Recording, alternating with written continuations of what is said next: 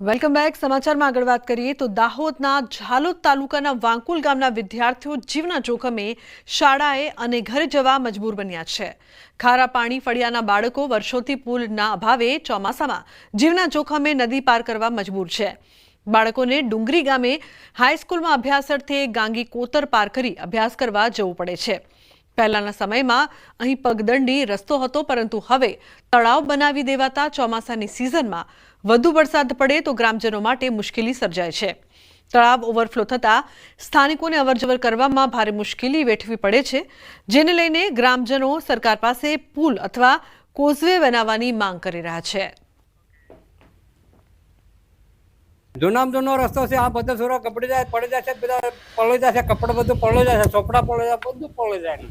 વાકોલ ગામના ખારા પાણી ફળિયાથી ડુંગરી માધ્યમિક શાળા સ્કૂલે છોકરાઓ અભ્યાસ અર્થે આ ગાંગી કોતર પાર કરીને જવું પડે છે. અહીં કોઝવે બને કાં તો બ્રિજ બને, એ અમારી માંગ છે. વરસાદ આવે ત્યારે અહીં બહુ મુશ્કેલી પડે. પછી વરસાદ આવ્યા પછી જો કદાચ સ્કૂલે છોકરાને જવું હોય ને તો દૂર જવાથી ટાઈમ થાય એટલે લેટ પછી સ્કૂલે છોકરું જાય નહીં. અહીંથી જો રસ્તો શોર્ટકટ બને ને તો અહીંથી જે બાળકો જાય છે, વિદ્યાર્થીઓ જાય છે, કોઈક વડીલો જાય છે, બધાને જવા માટે અહીં જો કોઈ બ્રિજ બને. ઝાલોદ તાલુકાના વાકોલ ગામે ગાંગી કોતર પાર કરી અને શાળાએ જતા વિદ્યાર્થીઓ તેમજ ઘરે આવતા વિદ્યાર્થીઓને ભારે હાલાકી વેઠવી પડી રહી છે.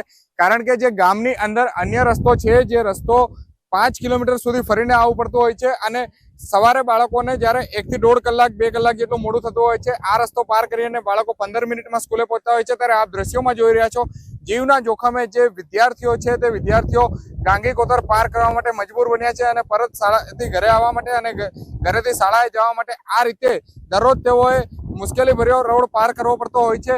કહી શકાય કે અત્યારે તો પાણી ઓસર્યું છે ત્યારે આ પ્રમાણેની સ્થિતિ છે, પરંતુ ભરપૂર વરસાદ આવતો હોય છે અને ઉપરવાસમાં ભારે વરસાદ પડે ત્યારે ક્યાંક ને ક્યાંક વિદ્યાર્થીઓને જીવનો જોખમ હોય તેવું પણ અત્યારે લાગી રહ્યું છે. જો કે કહી શકાય કે ઝાલોદ તાલુકાના વાકોલ ગામની અંદર જે ગાંગી કોતર આવેલું છે તે ગાંગી કોતર પાર કરી અને શાળાએ જતા વિદ્યાર્થીઓ જીવના જોખમે શાળાએ જતા હોય છે અને પરત ઘરે આવી રહ્યા છે. ત્યારે સરકાર પાસેથી વિદ્યાર્થીઓ અને સ્થાનિક લોકો અહીંથી પસાર થવા માટે કોઝવે અથવા તો બ્રિજ માંગી રહ્યા છે.